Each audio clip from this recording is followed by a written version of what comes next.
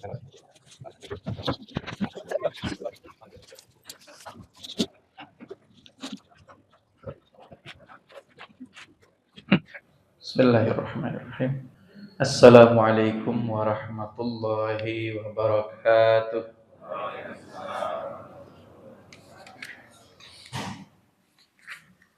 Innal hamdalillah wa inna syukra lillah wa inna tsanaa kullahu lillah. Thumma assalatu wassalamu ala rasulillah ala nabiyyina Muhammad ibn Abdillah alaihi afdalus salah wa atammut taslim wa la hawla wa la quwwata illa billah. Asyhadu an la ilaha illallah wahdahu la syarikalah wa asyhadu anna nabiyyana Muhammadan abduhu wa rasuluhu alladzi la nabiyya ba'dah. Fa innahu qad addal amanah wa ballaghar risalah wa nasahal ummah wa jahada fi sabilihi haqqa jihadihi hatta tarakana 'alal mahajjatil bayda lailuha kanahariha la yazighu anha illa halik. Allahumma 'allimna bima yanfa'una wanfa'na bima 'allamtana wa zidna ilma. Allahumma inna nas'aluka ilman nafi'a wa rizqan thayyiba wa amalan salihan mutaqabbala. Allahumma ja'al jama'atana hadza jam'an marhuma wa ja'al tafarruqana min ba'di hadza tafarruqan ma'suma. Allahumma amin. Bapak Ibu yang dirahmati Allah, semoga dikaruniai selalu oleh Allah untuk kita nikmat sehat, sehingga kita tetap bisa maksimal untuk menunaikan semua apa yang diwajibkan oleh Allah dan menjauhi semua apa yang dibenci dan dilarang oleh Allah Subhanahu wa taala. Semoga duduknya kita di majelis ilmu pagi ini menjadi sebab kita diangkat derajatnya oleh Allah Subhanahu wa taala di sisinya. Yarfa'illahu alladhina amanu minkum walladhina utul ilma darajat. Allah mengangkat derajat orang-orang beriman di antara kamu. Tapi kata Allah, di atas dari sekedar mereka yang punya iman adalah walladina utul ilm, mereka yang diberi oleh Allah karunia ilmu. Tingkatannya di atas dari sekedar orang-orang beriman, darajat, beberapa derajat lagi. Dikaruniai nikmat iman oleh Allah, itu sudah keistimewaan, itu sudah nikmat yang luar biasa. Tapi diberi kesempatan oleh Allah untuk memiliki ilmu, itu jauh lebih luar biasa lagi dibandingkan sekedar kita dikaruniai iman oleh Allah Subhanahu wa taala. Mudah-mudahan sekali lagi duduknya kita di majelis ilmu ini dan majelis-majelis ilmu yang lain, semoga itu menjadi sebab kita dikaruniai ilmu oleh Allah, dan dengan itu derajat kita diangkat oleh Allah Subhanahu wa taala di sisinya. Amin ya rabbal alamin. Bapak Ibu yang dirahmati Allah, di pertemuan terakhir kita sudah bahas sampai ayat yang ke-14, 17. Kita sudah bahas sampai ayat yang ke-17 dari surah Al-Insyiqaq. Kita akan ulangi kembali. Innahu dhanna allai yahur. Sesungguhnya dia berpikir, menyangka, dhanna yazunnu, artinya menyangka, allai yahur, bahwa dia tidak akan yahur. Kita sudah jelaskan ya, arti kata dari yahur itu dari kata hara yahuru, artinya yarji'u atau ya'udu, kembali, pulang. Dan yang dimaksud dengan kembali atau pulang di sini adalah kembali kepada Allah Subhanahu wa taala. Kita sudah sampaikan tentang doa yang diajarkan oleh Rasulullah sallallahu alaihi wasallam ketika kita berada di puncak kesuksesan atau pada saat hidup kita sedang baik-baik saja. Itu diajarkan oleh Nabi satu doa, Allahumma inni a'udzubika minal huri ba'dal hur. Ya Allah, saya berlindung kepadamu dari al-hur, kembali sengsara, kembali miskin, kembali tidak berdaya, ba'dal hur, setelah engkau memberikan karunia kepadaku al-qur, berupa kebaikan, berupa kenikmatan. Nah, itu menunjukkan bahwa makna daripada kata yahur itu artinya kembali. Dan yang dimaksud sekali lagi adalah kembali kepada Allah Subhanahu wa ta'ala. Bala, nah, dibantah oleh Allah sekali-kali tidak. Innahu kana inna rabbahu kana bihi basira. Sesungguhnya Tuhannya itu kana bihi basira, maha melihat apa yang dilakukan oleh hamba itu, apa yang diyakini oleh hamba itu, apa yang menjadi gambaran dari sikap hamba itu, semuanya dilihat dan disaksikan oleh Allah Subhanahu wa ta'ala. Termasuk ketika dia berpikir, saya nggak akan kembali, hidup ini selamanya, tidak ada kehidupan kecuali kehidupan di dunia ini. Itu semuanya disaksikan oleh Allah. Makanya Allah langsung katakan, bala, tidak seperti itu. Sesungguhnya dia pasti akan kembali kepada kami. Selanjutnya, fala uqsimu bisyafaq. Kita sudah sampaikan bahwa kata la, huruf la di dalam ayat ini itu dikatakan sebagai zaidah oleh para mufassirin. Artinya tidak berarti, tidak bermakna, dianggap tidak ada. Kalau dianggap tidak ada, berarti ayat ini kurang lebih fa'uqsimu bisyafaq. Artinya, maka aku bersumpah demi asyafaq. Itu satu. Pendapat yang kedua, ada yang mengatakan la di sini sebetulnya aslinya adalah lamul qasam atau lamul taukid. Kalau lamul taukid, dia bacanya tidak dipanjangin, bukan fala tapi jadi fala uqsimu. Nah itu ya, fala uqsimu bisyafaq. Itu artinya maka sungguh aku bersumpah dengan asyafaq. Selanjutnya, apa arti kata dari asyafaq itu? Asyafaq itu kalau bahasa kita adalah mega merah ya. Nah, itu warna itu merah atau apa sih? Oh, jingga. Nah, warna jingga yang kita saksikan di ufuk barat setelah matahari terbenam sampai memasuki waktu isya. Ketika asyafaq ini hilang, itu pertanda bahwa waktu isya sudah masuk. Jadi selama masih ada warna jingga di ufuk barat sana, itu artinya masih waktu maghrib. Nah, yang dimaksud dengan asyafaq, pertama kita sudah sampaikan, yang dimaksud dengan asyafaq adalah mega jingga tadi itu yang kita saksikan di ufuk barat setelah matahari terbenam. Nah, Allah katakan fala uqsimu bisyafaq. Sungguh aku bersumpah dengan asyafaq. Selanjutnya masih ada pendapat lain, ada yang mengatakan asyafaq itu artinya an-naharu kulluhu. Waktu siang secara keseluruhan. Itu yang dimaksud dengan asyafaq. Tapi di antara dua pendapat ini tentu yang paling mayoritas disampaikan oleh para mufassirin bahwa arti dari kata asyafaq itu adalah ya tadi itu mega berwarna jingga setelah matahari terbenam yang kita saksikan di ufuk barat. Selanjutnya wal laili wa ma wasaq, dan demi malam, wa ma wasaqa, dan apa yang diwasak oleh malam itu. Nah, kalau kata al-lail tentu sudah kita pahami. Cuman kata wasak ini sendiri ada beberapa pendapat yang disampaikan oleh para mufassirin. Pertama, wasak itu artinya dhamma wa jamaah. Artinya mengumpulkan. Ya, mengumpulkan itu dhamma wa jamaah.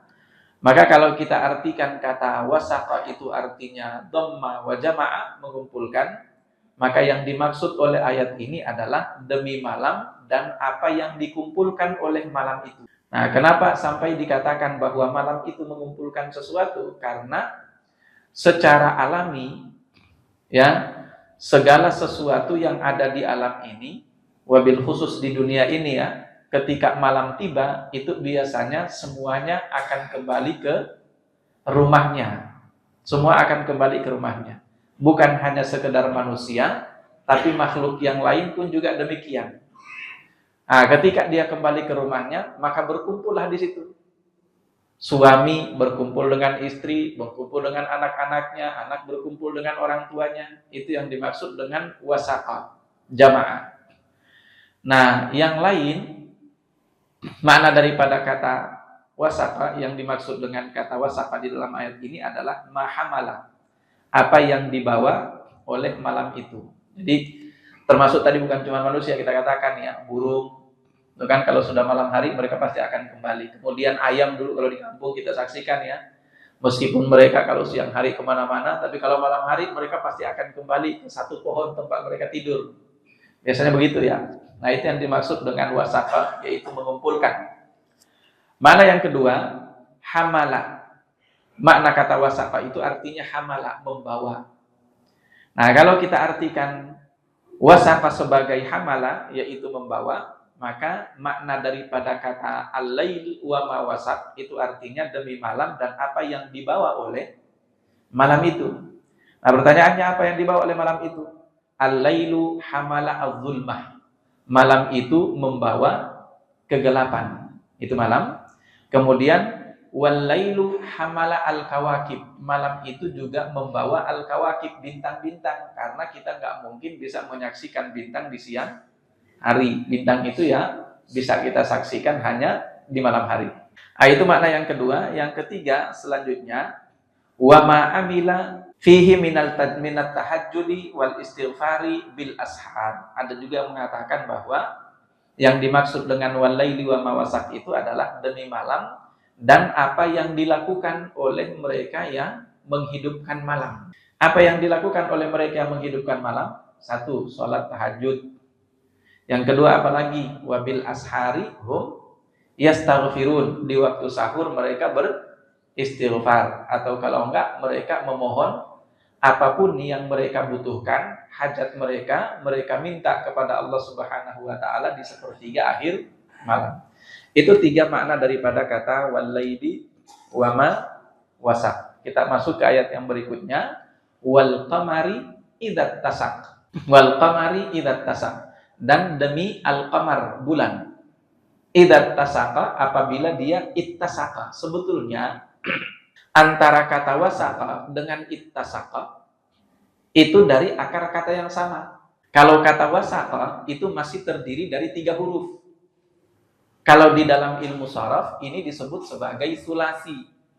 Kata kerja atau fiil yang masih asli terdiri dari 3 huruf. Saya ulangi kembali, istilahnya dalam ilmu sharaf itu sulasi.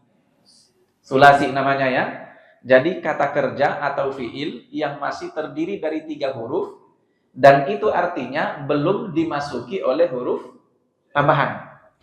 Belum dimasuki oleh huruf tambahan. Karena setiap fiil atau kata kerja di dalam bahasa Arab selalu seperti itu. Dia bermula dari 3 huruf. Maka Bapak Ibu ingat baik-baik, semua kosakata dalam bahasa Arab itu bermula dari 3 huruf. Kecuali kalau dia harf. Kecuali kalau dia harf ya, kayak fi, min, ila, an, itu tidak termasuk. Tapi yang lain-lain dia bermula dari 3 huruf. Masjid, berapa huruf masjid? Ayo, mim, sin, ja, jim, dan dal. 4 huruf. Aslinya 3 huruf. Nah, aslinya sajada. Berarti ada huruf tambahan di situ. Apa huruf tambahannya? Mim. Yang menunjukkan tempat. Jadi sajada itu artinya bersujud. Masjid artinya tempat bersujud. Bisa dipahami ya? Itu sudah ada huruf tambahan. Contoh yang lain, apa yang kita lakukan? Salah satu di antara rukun salat, sujud. Berapa huruf? Nah, ada 4 huruf ya. Sin, jim, waw, dan dal. Berarti huruf tambahannya adalah waw. Huruf tambahannya waw karena aslinya sajadah. Nah, itu disebut sebagai masdar atau jerenya kalau dalam istilah bahasa Inggris. Kemudian selanjutnya yang kita tempati sebagai alas untuk bersujud, sajadah. Nah, itu sajadah berapa huruf? Ayo, sin, jim, terus jim lagi karena dia bertasydid dan jimnya sajadah. Ya. Jadi sin, kemudian jim, ketiga jim lagi. Lalu keempat alif. Alif dulu, sajadah. Kelima, dal. Keenam, ha atau tamarbutoh. Ada 6 huruf. Padahal aslinya sajadah. Bisa dipahami ya? Seperti itu aslinya. Nah, kita kembali ke ayat ini. Jadi Allah mengatakan wal qamari idza tasak. Itu aslinya dari kata wasaka itu. Tapi kemudian kalau wasaka itu polanya adalah fa'ala, polanya, dan tadi itu yang kita sampaikan tadi itu ya, itu semua punya pola-pola sendiri itu dalam ilmu sharaf. Dan itu yang bikin orang belajar sharaf stres. Padahal sebetulnya nggak perlu stres-stres amat, semuanya sudah ada polanya, kok ada rumusnya semuanya. Kayak tadi itu masjid. Masjid ya sudah polanya berarti maf'il. Nah itu aja. Sajadah polanya fa'ala. Sajadah berarti polanya fa'ala. Nah gitu saja. Nah tapi kalau pusing ya tetap aja pusing. Jadi kita kembali, wasaka itu aslinya wasaka. Polanya itu fa'ala. Nah dirubah polanya menjadi ifta'ala. Kalau dirubah menjadi ifta'ala jadinya iwtasaka. Tapi orang Arab kalau udah kayak gitu, iwtasaka itu gak keren bagi mereka. Orang Arab itu gak bisa kayak gitu tuh. Bahasa Sunda gak bisa orang Arab. Jadi dari i, harokatnya kasrah, naik langsung ke dhamma, gak bisa orang Arab itu. Kalau tadi itu kan iw, gak bisa mereka nanjak kayak gitu. Makanya langsung dihilangkan saja wawunya, jadilah ittasaka. Bisa dipahami? Jadi iwtasaka, dihapus wawunya, jadi ittasaka. Nah, masuklah di dalam ayat ini. Kata Allah Subhanahu wa taala, "Wal qamari idza ittasaka." Dan demi bulan apabila dia ittasaka. Nah, pertanyaannya, tadi arti daripada kata wasaka secara bahasa artinya apa tadi? Jama'a wa dhamma, mengumpulkan. Nah, ittasaka itu ifta'ala itu berkumpul atau saling berkumpul, itu ifta'ala. Nah, apa yang dimaksud dengan al-qamari idza tasaka? Demi bulan apabila dia berkumpul. Yang dimaksud adalah purnama. Dan para mufassirin mengatakan yang dimaksud adalah bulan di malam ke-13, 14, 15 dan 16. Bukan ayyamul bid ya, ditambah satu lagi dari ayyamul bid. Ya. Jadi malam 13, 14, 15 dan 16 itu kan puncak-puncaknya yang kita sebut sebagai bulan purnama. Kenapa? Karena dia sudah berkumpul, bulannya itu sudah ngumpul. Dan puncak daripada ngumpulnya bulan itu ada di tanggal 15. Nanti setelah tanggal 15 kan dia turun lagi itu. Dia turun lagi, mengecil lagi. Nah, itu yang dimaksud dengan ittasaka, demi bulan apabila dia menjadi purnama, berkumpul sempurna bulan itu. Dan sempurnanya sekali lagi di malam 13, 14, 15 dan 16. Nah, demi bulan apabila dia berkumpul atau menjadi purnama. Selanjutnya, apa yang ingin disampaikan oleh Allah dengan terlebih dahulu Allah membuka dengan qasam atau sumpah tadi itu. Kita akan masuk ke kontennya. Ini yang ingin menjadi poin inti yang ingin disampaikan oleh Allah dengan terlebih dahulu bersumpah. Apa kata Allah? Latarkabunna tabakan an tabak. Nah, tarkabunna, Bapak Ibu yang dirahmati Allah, aslinya itu tarkabu. Itu aslinya dari rakiba yarkabu. Dari rakiba yarkabu kemudian berarti ada huruf tambahan di sini. Tapi huruf tambahannya bukan pola kayak tadi, melainkan huruf tambahan di sini disebut sebagai taukid. Huruf tambahan pertama ada di awal kata, yaitu huruf lam. Nah, sudah kita sampaikan tadi ya, itu disebut lamut taukid, penegasan, sungguh. Selanjutnya, tambahan huruf berikutnya di ujungnya, yaitu nun tasydid. Latar kabunna, karena aslinya tarkabu ditambah la, terus nun tasydid di ujungnya, jadi latar kabunna. Dua itu menunjukkan penegasan di mana Allah ingin mengatakan bahwa ini adalah sebuah kepastian yang tidak dapat diragukan oleh siapapun dan pasti akan dialami oleh siapapun selama Anda statusnya sebagai manusia, pasti akan mengalami itu. Apa yang akan dialami itu? Latar kabunna, kalian pasti akan mengalami tarkabunna. Nah, sekarang kita kembali ke kata rakibayar kabu itu artinya apa? Secara bahasa sebetulnya kata rakibayar kabu itu artinya berkendara. Bisa dipahami? Jadi kalau kita naik motor itu rakibah ad-dabbabah. Ya, kalau kita naiknya berkendara, kendaraan yang kita pakai kuda, Itu rakiba al-jamal. Mohon maaf, bukan al-jamal, jamal unta. Kalau kita mengendarai unta itu rakibal jamal. Mengendarai kuda rakiba al-hison. Ya, itu kata rakiba yarkabu. Artinya mengendarai. Nah, sekarang pertanyaannya, mengendarai itu sifatnya kayak gimana? Mengendarai itu kan untuk berpindah dari satu tempat ke tempat berikutnya. Itu namanya mengendarai. Ada orang mengendarai tapi di situ-situ aja. Itu bukan mengendarai, Pak. Itu lagi main. Namanya mengendarai ya jelas berpindah dari satu tempat ke tempat lain. Makanya kendaraan itu di dalam bahasa Arab, kendaraan ya. Bahasa Arabnya kendaraan itu markab. Markab. Bukan bahasa orang ekonomi ya, markab. Jadi markab itu bahasa Arabnya kendaraan. Makanya perhatikan ada doa yang diajarkan oleh Nabi untuk kita sering-sering baca kalau pengen hidupnya enak. Salah satu doa yang Nabi ajarkan itu adalah Allahumma inni as'aluka daran wasi'an wa markaban hani'ah. Itu. Allahumma ya Allah inni as'aluka, sesungguhnya aku memohon kepadamu. Apa yang aku mohonkan kepadamu? Daran wasi'ah, rumah yang luas, satu. Yang kedua apa? Markab. Kendaraan, wa markaban hani'ah, dan kendaraan yang nyaman, kendaraan yang baik. Jadi sebetulnya Bapak Ibu, dua itu, rumah yang luas dan kendaraan yang nyaman, itu kebutuhan dalam Islam, bukan kemewahan harusnya. Ya, makanya kalau bisa kendaraannya baik-baik, yang bagus-bagus kalau bisa kendaraannya. Cuman kan nggak tahu kita bisa beli apa enggak. Yang penting bisa beli. Nah, itu kendaraan yang nyaman. Dalam riwayat yang lain dijelaskan kendaraan yang nyaman itu gimana? Kendaraan yang nggak rewel. Jadi mau diajak kemanapun juga, dia akan menyampaikan Anda pada tujuan Anda dengan cepat, nggak rewel di jalanan. Tapi kalau kendaraannya itu sudah nggak hani'ah, dia rewel, baru kemudian dinyalain dikit, tiba beberapa meter ke depan udah mogok aja. Nah, itu nggak hani'ah namanya. Dan dalam hadis yang lain lagi, ternyata itu termasuk bagian dari sumber bahagia. Rumah Anda yang luas, kendaraan yang nyaman, itu sebab bahagia di dalam Islam. Ya, apa kata Nabi? Arba'un minas sa'adah. 4 sebab bahagia di dalam Islam. Pertama apa kata Nabi?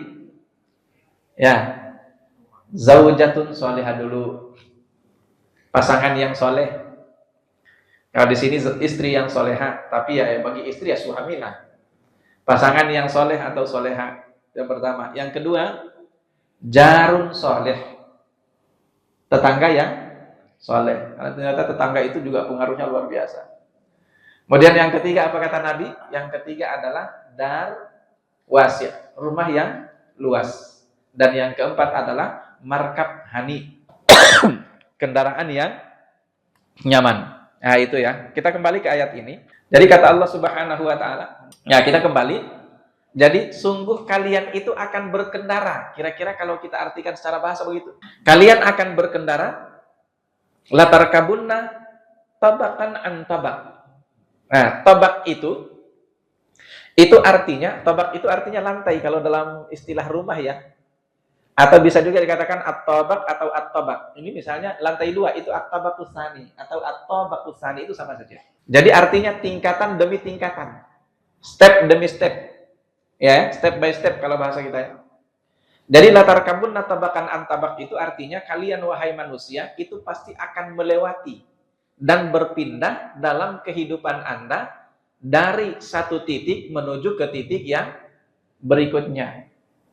Dimulai dari mana? Dimulai dari proses paling awal. Apa proses paling awal yang dialami oleh manusia? Rasulullah bersabda, "Inna ahadakum yujma'u khalquhu fi batni ummihi arba'ina lailatan nutfatan." Setiap di antara kamu disempurnakan penciptaannya di dalam rahim ibunya 40 hari pertama dia berupa nutfah, air mani. Itu step pertama. Lalu yang kedua, summa kana alaqatan misla dzalika. 40 malam berikutnya dia berubah menjadi alaqah, darah. Summa kana mudghatan misla dzalika. 40 hari yang berikutnya dia berubah segumpal daging. Nah itu step-step ini pasti akan dilewati. Ada nggak manusia yang tahu-tahu lahir? Nggak ada kan, lucu kalau seperti itu kan. Nggak bisa, pasti akan melewati step itu semuanya. Berupa tadi dia nutfah dulu, kemudian mengalami proses menjadi darah 40 hari, lalu berproses menjadi segumpal daging 40 hari. Setelah itu, summa yursalu alaihi malak, diutuskan kepada janin itu malaikat, wa yu'maru bi arba'i kalimat, diperintahkan untuk ditetapkan dan dituliskan untuk dia, untuk janin itu arba'i kalimat, 4 perkara. Bikat birizqihi, rezekinya, wa ajalihi, ajalnya, wa amalihi, amal perbuatannya, wa syaqiun am sa'id, berapa lama, berapa banyak dia bahagia, berapa banyak dia sengsara. Nah itu, proses yang berikutnya setelah itu apa? 9 bulan, 10 hari di dalam rahim ibunya. Setelah itu proses persalinan. Setelah itu menjadi bayi dalam proses menyusui 2 tahun. Ya, haulaini kamilaini liman arada ayyutimmar radha'a. Lalu setelah itu proses menjadi anak-anak, kemudian menjadi remaja, kemudian menjadi dewasa, lalu kemudian menjadi rajul atau orang tua. Itu step itu semuanya akan dialami oleh kalian. Latar kabunna tabakan an tabak. Nggak ada orang yang sekali lagi baru lahir langsung jadi tua. Nggak ada itu yang kayak gitu. Atau kalau misalnya ini pengen semua masuk surga kan? Semua pengen masuk surga. Semua pengen masuk surga. Saya kepengen masuk surga, nggak perlu mati aja, nggak perlu mati. Langsung aja pindah dari dunia ke surga. Nggak bisa. Memang stepnya harus mati dulu. Harus seperti itu stepnya. Mati dulu, dicabut dulu nyawanya, mengalami dulu sakratul maut. Nggak ada yang tidak mengalami itu. Bahkan Nabi SAW sendiri juga pasti mengalami. Beliau juga mengalami yang namanya sakratul maut. Kenapa? Latar kabun natabakan antabak. Semua step itu, semua tingkatan itu pasti kalian akan alami. Nah maka mesti kita waspada. Jangan juga kemudian Anda mengatakan, nanti kalau saya mati saya nggak perlu di kuburan. Nggak perlu di kuburan. Saya kepengen langsung aja di akhirat. Ada yang bisa kayak gitu kira-kira? Nggak bisa. Prosesnya sudah kayak gitu. Ketika Anda masuk kuburan, nanti akan didudukkan ketika semua yang menghantarkan jenazah Anda pulang kembali ke rumahnya, dibangunkan oleh malaikat, 2 malaikat pada saat itu. Lalu kemudian ditanya, itu adalah proses yang sudah menjadi SOP yang harus dilewati oleh setiap manusia. Itu yang dimaksud dengan latar kabunna tabakan antabak. Tidak akan ada satupun di antara anak manusia yang tidak melewati proses itu. Semuanya akan melewatinya. Jadi jangan coba-coba, saya punya duit banyak. Karena punya duit banyak, nanti kuburan saya bisa dibuat kayak istana bisa. Atau kalau enggak, ketika malaikat yang datang, seharusnya dia menyiksa saya, bisa disogok itu dengan duit misalnya kan. Disogok dengan duit sehingga saya nggak perlu lagi untuk disiksa. Nggak akan pernah ada seperti itu, karena memang proses itu semua sudah ditetapkan oleh Allah, dan semua manusia pasti akan melewati itu. Siapapun itu, nggak ada orang dalam. Itulah makna daripada latar kabunna tabakan antabak. Selanjutnya, karena kalian itu wahai manusia latar kabunna tabakan antabak, maka famalahum la yu'minun. Malahum la yu'minun. Kenapa ya mereka itu nggak mau beriman? Nah sekarang, famalahum la yu'minun ini kembali kemana? Kalau tadi Allah katakan latar kabunna tabakan antabak, ini kan mukhatabnya atau lawan bicaranya, lawan bicaranya masih antum semuanya kan, kalian orang kedua. Tapi setelah itu Allah beralih, domirnya digunakan atau menggunakan domir orang ketiga, yaitu mereka. Famalahum, ada apa bagi mereka, ada apa dengan mereka sehingga la yu'minun, mereka itu tidak beriman. Yang dimaksud dengan mereka di dalam ayat ini tentu adalah orang-orang kafir yang tidak percaya akan kehidupan akhirat nanti. Nah, Bapak Ibu yang dirahmati Allah, ketika mereka tidak percaya dengan kehidupan akhirat, maka yang terjadi, mereka akan merasa bahwa hidup di dunia ini adalah satu-satunya kehidupan, nggak ada kehidupan di akhirat kelak.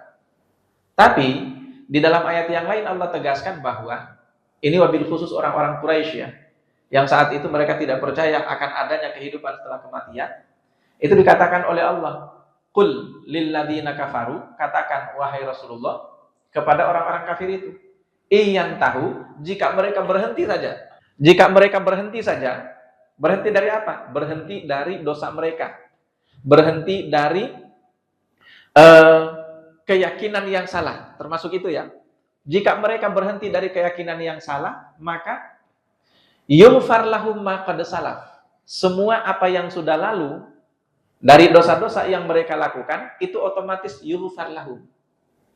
Dan ini artinya Bapak Ibu yang dirahmati Allah, juga kita bisa ambil pelajaran bahwa ternyata seburuk apapun manusia dan sesesat apapun keyakinannya di masa lalu, ketika dia berhenti dari kesesatan itu, maka secara otomatis dosanya akan dihapuskan oleh Allah di masa lalunya. Iyan tahu yughfar lahum ma qad salaf. Jika mereka berhenti dari kekufuran mereka, berhenti dari keyakinan yang salah, berhenti dari mengganggu kaum muslimin, nah maka yughfar lahum ma qad salaf, apa yang sudah berlalu dari dosa mereka dihapuskan semuanya oleh Allah Subhanahu wa taala. Itu menunjukkan luar biasa sayangnya Allah Subhanahu wa taala kepada kita umat manusia ini. Dan itu juga menjadi pelajaran bagi kita. Meskipun misalnya kalau kita baca ayat ini langsung kita terbayang seseorang ya. Saya kebayang sama tetangga saya, kebayang sama rekan kerja saya, kebayang sama si fulan, kebayang sama si fulan. Kenapa? Dia nggak yakin sama sekali dengan kehidupan akhirat misalnya. Tapi jangan pernah kemudian kita menjas, kita langsung menyimpulkan bahwa orang itu sudah pasti nanti akan menjadi penghuni neraka. Belum tentu. Kenapa? Masih hidup. Selama dia masih hidup, masih punya kesempatan untuk bertaubat. Masih terbuka peluang, semua dosa-dosa masa lalunya akan dihapuskan oleh Allah Subhanahu wa taala. Dan ini kita bisa belajar banyak dari para sahabat di zaman Nabi Shallallahu alaihi wasallam, terutama dalam peristiwa Fathu Makkah. Di mana di peristiwa Fathu Makkah itu banyak sekali di antara musuh-musuh besarnya Nabi. Musuh-musuh besarnya Nabi itu banyak yang masuk Islam di peristiwa Fathu Makkah. Termasuk siapa? Ikrimah bin Abi Jahal. Putra Abu Jahal sendiri, Ikrimah. Itu kan musuh besar Nabi SAW. Tapi kemudian ternyata pada akhirnya dia masuk Islam juga. Ikrimah bin Abi Jahal itu. Nah Bapak Ibu yang dirahmati Allah, jadi itu kita kembali. Latar kabun natabakanan tabak fama lahum la yu'minun. Jadi kenapa orang-orang kafir itu nggak mau beriman padahal sudah berkali-kali dijelaskan kepada mereka bahwa kalian pasti akan mengalami proses ini, proses ini, proses ini, dan ujung daripada kehidupan umat manusia itu adalah imma fil jannati wa imma fin nar. Ujung daripada kehidupan umat manusia kalau bukan di surga ya berarti di neraka. Itu ujungnya. Pokoknya semua pasti akan berakhir di sana. Ya. Jadi kalau kita memang kepengen benar-benar sukses, ya tinggal yang kita ingat-ingat ujung saya di mana ya? Akhir kehidupan saya mana ya? Surga apa neraka? Dan ingat, akhir kehidupan itu jangan kita berpikir, ya namanya akhir kan berarti injury time. Namanya injury time berarti kan waktu yang paling singkat di ujung-ujung. Enggak, justru itulah kehidupan abadi. Justru kehidupan kita di dunia ini nggak ada apa-apanya jika dibandingkan dengan waktu yang ada di akhirat sana. Kan sudah dijelaskan berkali-kali dalam Al-Quran kan. Yaumun inda rabbika, satu hari di sisi Tuhanmu itu, ka'alfasanatin mimma ta'udun. Satu hari saja di sana itu sudah sebanding dengan 1000 tahun di dunia ini. A'udzubillahi min dzalik. Padahal kita nggak ada satupun yang bisa hidup sampai 1000 tahun, nggak bisa. Bahkan 1/10-nya dari 1000 tahun itu belum tentu kita nyampe ke sana kan? 100 tahun usianya. Kenapa? Karena kita adalah manusia yang hidup di akhir zaman, di mana manusia yang hidup di akhir zaman makin dekat dengan kiamat, badannya makin kecil, usianya makin pendek, tenaganya makin berkurang. Akan seperti itu. Nah, jadi kita kembali Bapak Ibu, fama lahum la yu'minun. Kenapa mereka tidak mau beriman? Kenapa mereka tidak mau percaya? Padahal berkali-kali sudah disampaikan, menggunakan sumpah segala, dikasih kepada mereka bukti-bukti, kan banyak juga bukti-bukti yang Allah berikan kepada mereka tentang kebenaran firman Allah Subhanahu wa taala itu. Nah, di ayat yang berikutnya, wa idza quri'a 'alaihimul qur'anu la yasjudun.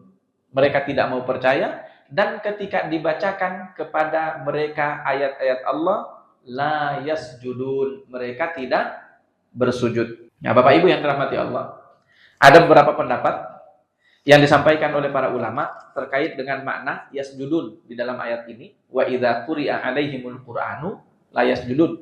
Apabila dibacakan kepada mereka Al-Qur'an, mereka tidak bersujud. Pendapat pertama, yasjudun adalah yusallun. Yasjudun adalah yusallun. Pendapat ini disampaikan oleh sebagian ahli tafsir yang menunjukkan bahwa setiap umat manusia punya kewajiban. Kalau dia beriman, punya kewajiban seharusnya untuk sholat. Dan harus kita ingat bahwa ternyata yang sholat itu bukan cuma manusia saja. Tapi seluruh makhluk yang ada, yang diciptakan oleh Allah di alam ini, itu semuanya sholat. Tapi sholat yang dimaksud di dalam Al-Quran, itu Allah menggambarkannya dengan menggunakan istilah yusabbihuna bihamdi rabbihim. Mereka bertasbih memuji Tuhannya.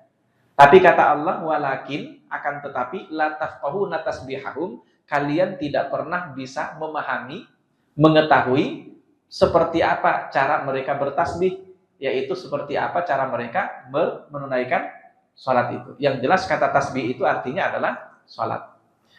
Nah, kita bisa memahami dari ayat yang lain tentang kata yusabbihuna tadi itu yang artinya adalah sholat.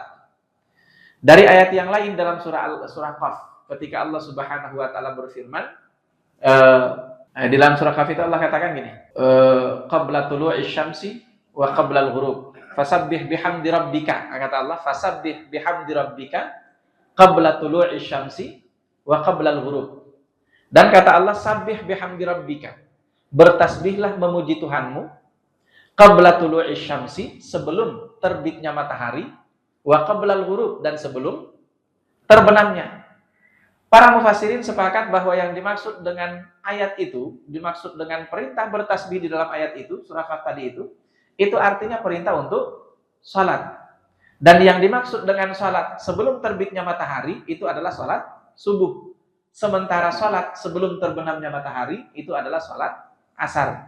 Dan ini dua waktu salat yang terlebih dahulu atau diwajibkan terlebih dahulu oleh Allah kepada umat muslim sebelum Allah mewajibkan sholat 5 waktu sehari semalam. Nah, jadi kata tasbih itu artinya sholat. Nah, maka makna pertama yasjudun itu artinya yusallun. Jadi malahum la yasjudun, wa idza quri'a alaihimul qur'an la yasjudun, apabila dibacakan kepada mereka ayat-ayat Al-Qur'an mereka tidak bersujud, artinya mereka tidak mau sholat. Nah, terus ayat Al-Quran yang dimaksud yang mana? Semua ayat Al-Quran. Karena konsekuensi daripada isi kandungan Al-Quran itu akan membawa manusia kepada pemahaman bahwa ternyata kita wajib untuk salat. Apapun ajaran Al-Quran itu. Karena semua apa yang diajarkan oleh Al-Quran itu kan nanti akan dirangkum menjadi satu kewajiban, dan kewajiban paling besar dari manusia itu kan menunaikan salat. Kewajiban paling besarnya kan. Rukun Islam yang pertama apa? Syahadat. Tapi syahadat ini kan amalan lisan, bukan jawarih. Maka kewajiban yang paling pertama itu adalah menunaikan salat. Nah, kenapa kita harus menunaikan salat? Sebagai bukti bahwa kita mempercayai isi kandungan Al-Quran. Jadi orang yang mempercayai isi kandungan Al-Quran, otomatis dia akan menunaikan salat. Karena itulah kewajiban pertama. Wahai umat manusia, ketika kalian paham tentang ajaran Al-Quran, mulai dari ini, pokoknya unsur fikihnya, unsur sejarahnya, unsur macam-macam, semua itu seharusnya akan mengantarkan Anda, wahai manusia, yang mendengarkan ayat Al-Quran itu, seharusnya itu menyampaikan kepada Anda pada satu kesimpulan, bahwa ternyata kita wajib untuk menunaikan salat itu. Nah, itu jadi yang dimaksud dengan wa idza quri'a alaihimul Qur'anu la yasjudun. Selanjutnya, makna yang kedua, yakhda'una wa yaskunun. Yakhda'una itu artinya mereka akan tunduk dengan ayat-ayat Al-Quran itu. Dan itu artinya Bapak Ibu yang dirahmati Allah, seharusnya manusia itu kalau memang benar-benar interaksinya dengan Al-Quran itu intens, rajin membaca ayat-ayat Al-Quran, rajin mendengarkan kajian kandungan Al-Quran, maka pada dasarnya manusia itu akan sampai pada suatu sikap di mana dia pasti akan khudu' di hadapan Allah. Khudu' itu apa? Khusyuk. Tidak takabur, tidak sombong. Khudu' itu artinya merendahkan dirinya di hadapan Allah Subhanahu wa taala. Nah, maka itu artinya ketika ada di antara anak manusia ini yang masih punya sifat sombong, takabur, congkak, dan merasa tidak butuh sama orang lain, bahkan merasa tidak butuh sama Allah, itu artinya orang itu jarang atau boleh jadi tidak pernah mendengarkan sentuhan ayat-ayat Al-Quran. Bapak Ibu, sekali lagi, orang yang rajin mempelajari isi kandungan Al-Quran, rajin membaca ayat-ayat Al-Quran, maka ujungnya orang itu pasti akan sampai pada suatu sikap dia tadi itu khudu, merasa bahwa ternyata Allah itu maha besar dan kita manusia ini sangat kerdil, tidak punya kemampuan dan kekuatan apa-apa. La haula wala quwata illa billah. Nah, itu makna yang kedua ya. Jadi la yasjudun artinya la yakhda'un. Mereka itu tidak tunduk, mereka itu tidak merendahkan diri di hadapan Allah, bahkan yang ada mereka semakin sombong dari hari ke hari. A'udzubillahi min dzalik. Jadi, sekali lagi Bapak Ibu, yang jadi bahan evaluasi kita dari makna yang kedua dari ayat ini adalah saya semakin merasa rendah dan khudu di hadapan Allah atau masih ada rasa sombong. Ketika masih ada rasa sombong, itu satu tanda bahwa ayat-ayat Al-Quran ini belum banyak meresap ke dalam hati kita. Itu pertanda. Kalau sudah banyak meresap dan mempengaruhi kepribadian kita, maka seharusnya kita semakin tawadu, semakin rendah hati, semakin merendahkan diri di hadapan Allah Subhanahu wa taala, jauh dari sikap sombong sama sekali. Yang ketiga, yang dimaksud dengan la yasjudun adalah sujud tilawah. Sujud tilawah. Tapi makna yang ketiga ini terlalu sempit. Kenapa? Karena jumlah ayat-ayat sajadah di dalam Al-Quran tentu tidak banyak.